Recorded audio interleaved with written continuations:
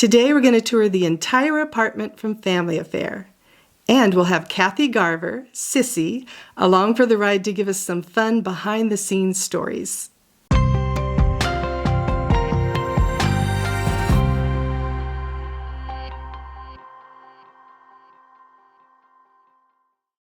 Hi, I'm Marina Coates. Welcome to Behind the Scenes, where we get up close and personal with all your favorite TV and movie homes. Today we'll be touring one of my all-time favorite TV homes, Family Affair. And judging by the requests I've gotten from you, it's one of your favorites too. Let's get started. We'll begin with an overhead view to get our bearings. This is the elevator that leads to their apartment. This is the entry. The living room is here with the patio just outside. The dining room is tucked in over here. Next to the dining room is the kitchen.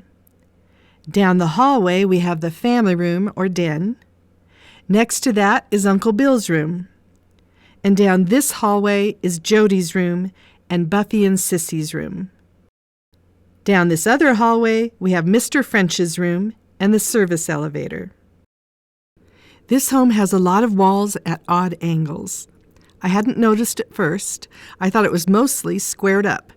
But the truth came out when I really started to examine it. By the way, this is not just Family Affair. This is very common with TV homes. We'll start with the tour of the entry with those iconic double doors. On my social sites, when I announced I was doing this home, that was the item that people brought up the most. No surprise, we all remember those doors. Across from the double doors was a small table with an art piece above it.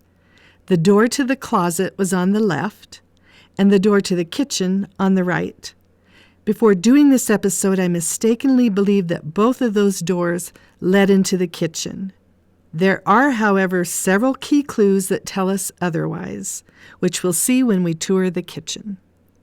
We'll take a short tour of the entry now, and afterwards head on to the family room.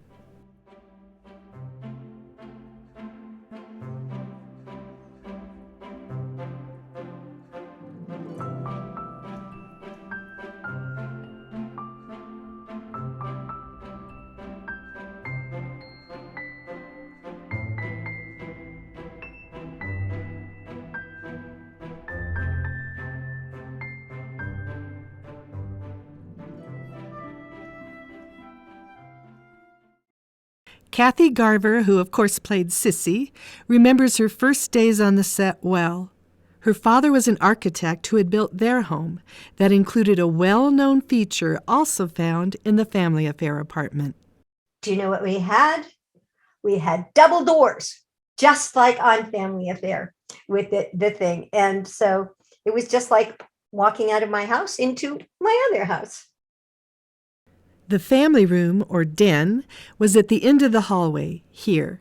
It was cozy, intimate, and warm, in contrast to the refined glamour of the living room. This is where the family spent their downtime. We never got to see this fourth wall, but you will on today's tour. We do know that there must have been a TV there, as we see it pulled out on a few occasions. There was a large traditional-style fireplace on this wall, and a leather sofa, chair, and coffee table in a grouping here. One of my favorite features in this room is the trimmed-out pony wall with balusters above it that's just inside the entrance. That architectural feature makes it so that you don't just fall into the room. Instead, it adds intrigue, something set designers are known for. It makes you curious what's back there. To show you the difference it makes, look at this image of the room both with the feature there and without. As you enter the room, it looks quite different. It's just all immediately out in the open. And here it is from another angle, both with the feature and now without. Adding this feature makes the whole room cozier. This is a principle you can use in your own home. Think about a room in your home, and instead of burying it all, what might you add to keep it from feeling too open? Some scenes that took place in the den. Fran telling Uncle Bill she wants to leave Buffy with him to raise. An aging cowboy receiving treatments for his sore back, which surprises the twins who wanted to be just like him. A new cook preparing a meal for Bill and getting under French's skin. And Mr. French reading to the kids. And now we'll tour this amazing den.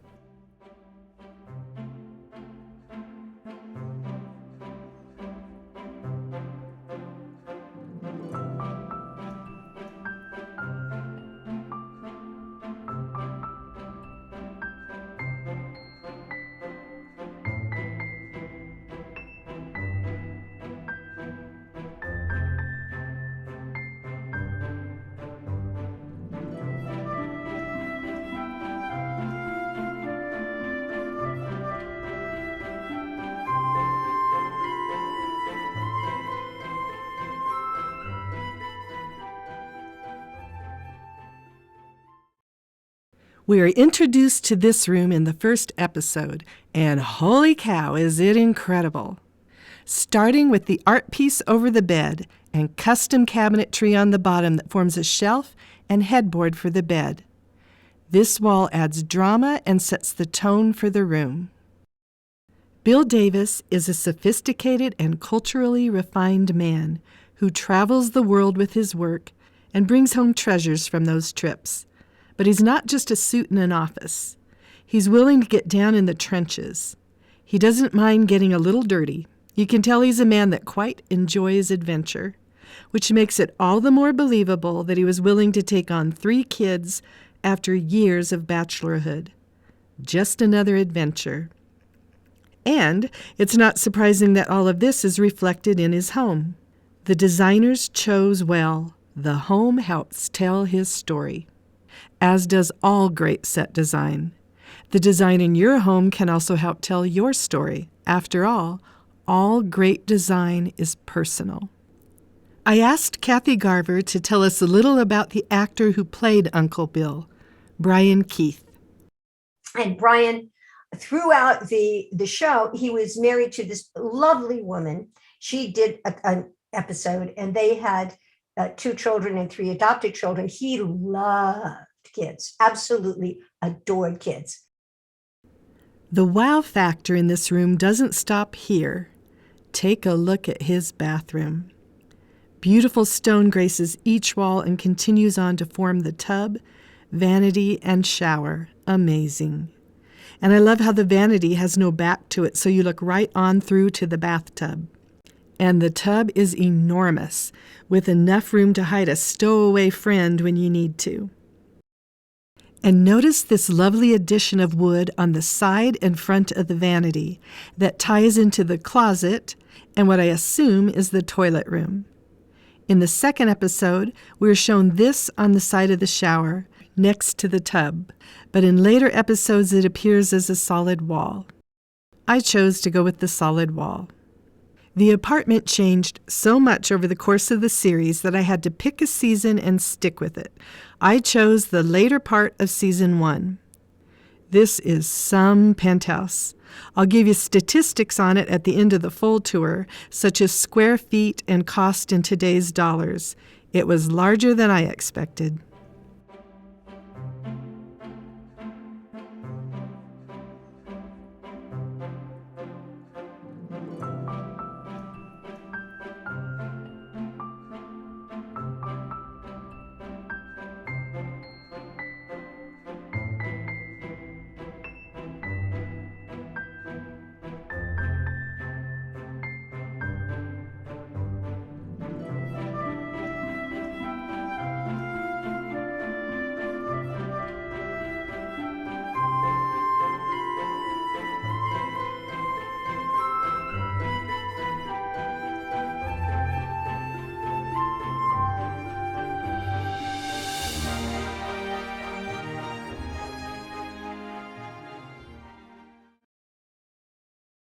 Johnny Whitaker played the role of Jody, just a natural in front of the camera.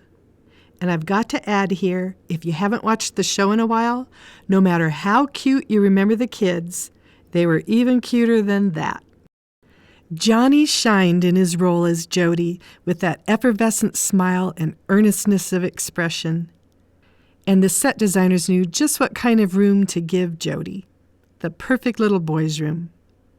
We usually just saw this portion of his room, but in one episode we get to see the window, and I love this view of the room. In one episode we learn that prior to his arrival, the room for Jody was a storage room. I always wondered how a bachelor suddenly made room for 3 extra people in his apartment, and there's your answer. Some things that took place here. Jody hiding a newfound friend under his bed. Buffy and Jody examining a dam that Uncle Bill created for their school assignment and later getting a disapproving note from the teacher about it. And Buffy and Jody pleading to keep a dog. And now we'll tour Jody's room.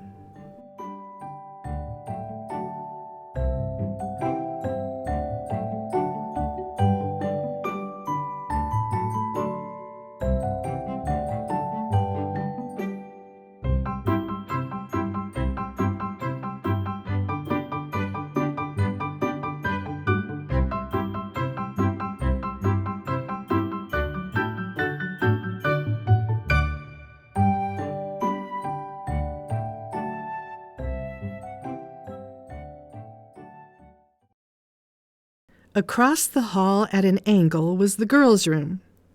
Early in season 1, their room gets a makeover. It's in this episode that we find out that their room had previously been used as a guest room. An interior designer is brought in to help turn the room into something more suitable for the girls. By the way, this piece later went to the Brady Bunch house. There's a desk by the window for homework, and areas for Buffy to play with toys. Built-in bookcases here and here, and these beautiful matching beds. Notice the wall behind the beds matches the bedspreads. You'll also see in these shots that the beds were not parallel, but angled. A fun side note, the child actors in the first season had to provide their own wardrobes. I asked Kathy Garver to talk about this. The first year of the series, we all supplied our own wardrobe, except for Sebastian, who was made his uniform, and then Brian had a clothes deal. Now, I have always loved clothes myself.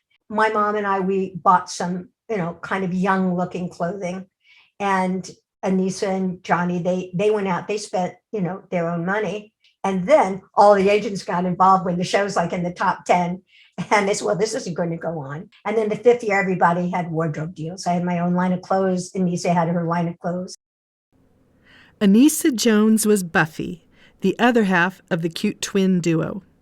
I remember as a little girl watching an episode where Buffy eats sugar on plain white bread. When the show was over, I promptly went out to the kitchen and made myself the very same thing. It was horrible. I never did that again. I also remember after an episode where she decided to give up her doll, Mrs. Beasley, and handed her over to Mr. French, I decided that I too needed to give up my dolls and put them in a box and handed them over to my mom.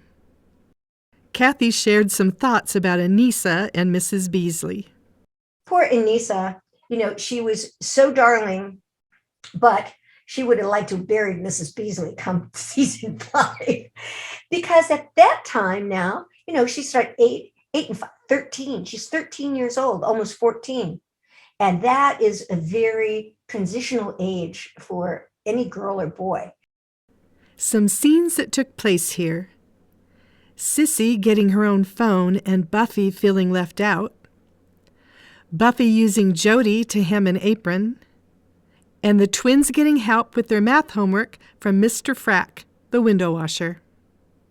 And now we'll tour the girls' room.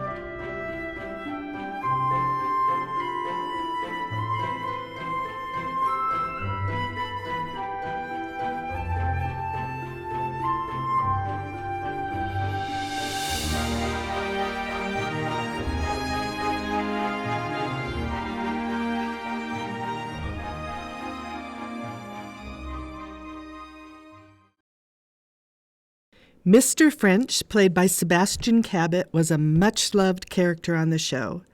Kathy said one of the most common questions from fans is, what was Sebastian Cabot like? Listen to her explain some of the differences between Sebastian and Brian Keith. Sebastian Cabot was, when he would get his lines, he would just studiously make every single line. He would memorize it, he would go over it, and he would get them exactly right. And Brian, on the other hand, would come in and say, okay, what do we have today? Okay, let's go with that. And do more of the moment. So that those different contrasts that were going on in the show, I think also added to its dynamic. Mr. French was proud of his British heritage and always exhibited the utmost in manners and decorum. He played a gentleman's gentleman who finds himself having to take on the additional role of nanny once the children arrive. At one point, Sebastian Cabot severely injured his hand, which kept him out of the series for a while. You'll notice his bandaged hand in several episodes after he returned. In the meantime, he was temporarily replaced with actor John Williams, playing his brother Nigel French. Mr. French's room didn't disappoint. A leather wingback chair in the corner is nestled up against a built-in bookcase. On a couple of occasions, we are shown this door as leading to his room, and yet, as you can see, that's impossible. So I chose to put his room down the hallway here. This way, that door still leads to his room, and puts it back by the service elevator, too. For a similar reason, I needed to make this hallway wider to fit the kids' rooms on this end where they couldn't really exist. We can assume that Mr. French would have his own private bathroom, although none was ever shown, so I've added one here. And now we'll tour Mr. French's room.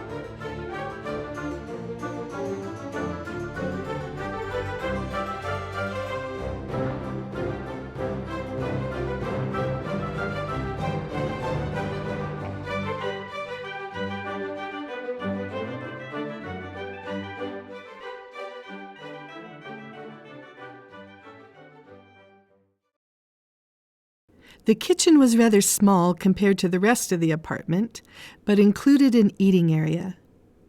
This door leads to the dining room, and this one to the back hallway with a service elevator. In one episode, we see a maid, played by Myrna Loy, coming in through this entrance, and in another episode, Cissy says she'll take the kids to the park the back way and heads this direction rather than using the front door. So we know it exists back there, although it was never shown. I was confused about the kitchen layout for a long time until I finally realized that this door leads to this part of the kitchen. And when they enter the kitchen through this dining room door, they're in this part of the kitchen, as you see in these screen grabs. Now we'll get a nice close look at the kitchen and some views we never saw on the show. I've modeled the kitchen after season 1. Later, the range hood changed to a scalloped one. There were other changes as well. I was able to find a few screen grabs that let me know what was on the missing wall in the eating area.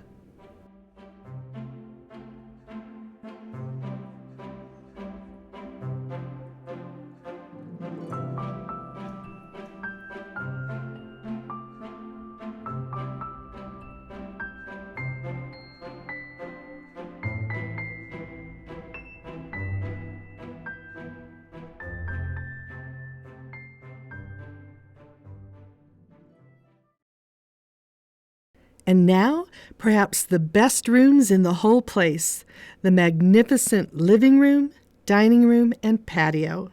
I couldn't wait to finish this area so I could walk around inside. A childhood dream come true. I've wanted to walk the halls of this home that never really existed for as long as I can remember. Let's start with the dining room. We never saw this door opened. It was probably meant to be a storage closet of some kind, perhaps a butler's pantry, since it's in the dining room. The patio was host to many dinner dates for Uncle Bill. I love the built-in planters along the edge of the patio floor. So much detail here for what could have been a typical patio instead. The living room had it going on. The fireplace wall with interesting angles and a hearth that runs the length of the wall with a built-in planter on this end. A desk set in front of a full wall of shelves and cabinetry that's punctuated with colorful art. When using art in your home, don't worry about matching things in the room, the sofa, etc. Focus instead on the feeling you want in that room. The room should feel cohesive, but that doesn't mean the art needs to match the pillows. I have an episode dedicated just to art and how set designers use it to do just that. You can take your room up a notch or two and even make it feel like a new room simply by changing the art. Besides the golden orange sofa, another familiar piece in this room is the long credenza on this wall that angles out on this end. Gorgeous. Set designers are masters at creating spaces within a space, little areas in a room that allow for different functions to take place. In many cases, they were forced into this. After all, necessity is the mother of invention. Those little invented spaces would wind up serving multiple purposes on the show, allowing for different scenes to take place over time. For small gatherings and for large gatherings to seamlessly take place in a relatively small space. They were brilliant at figuring out how to make rooms multi-purpose in function, and in doing so, also creating the spaces that we loved, using design that was both unique and timeless. Let me share a secret with you. Set designers don't follow trends unless, of course, the script specifically calls for it. Rather, they use design that creates a mood and helps tell the story of the people who live there. You can do the same thing in your own home, and in the process, your design will also create a mood, the specific mood that you want there, and it will tell a story, your story. If you want to learn these set design secrets for your own home, then tune into my show on this channel called Cinematically Inspired Design. I'll leave a link below in the description. Coming up, a tour of the entire apartment with views that we have not yet seen. But before we take the full tour, did you notice something is missing? The only bathroom we ever saw was Uncle Bill's. Surely there would be a bathroom available for the kids and guests. I put one here and took cues from the home for the design. Cues such as the heavy use of marble and wood cabinetry throughout the home, in particular Uncle Bill's bathroom, as well as his penchant for colorful art. I made sure to include those elements here.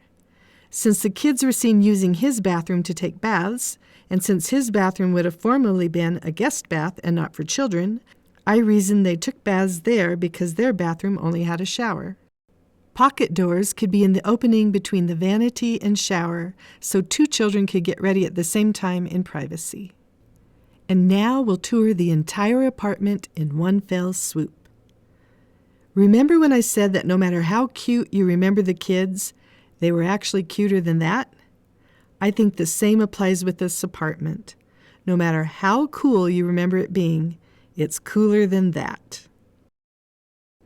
I asked Kathy Garver to tell us why she believes Family Affair has had such a lasting appeal. I think Family Affair and a lot of classic shows have had a very long-lasting appeal. First of all, there were only 3 networks. The entire nation watched us. So that's one thing. And people like to go back to nostalgia.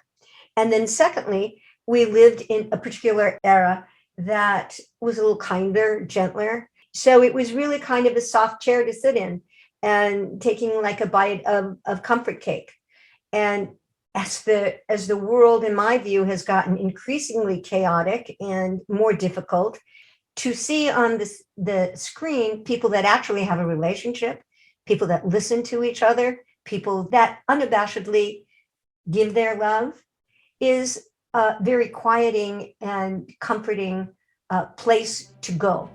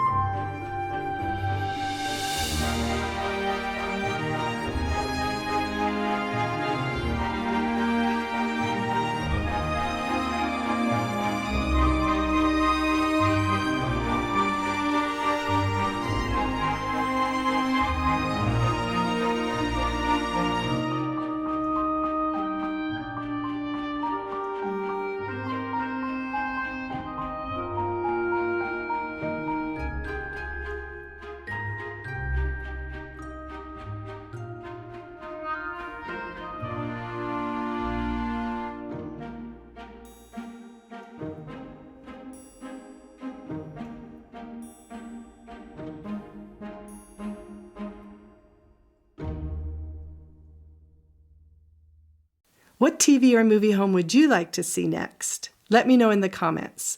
But as for today, that's a wrap. See you next time on Behind the Scenes.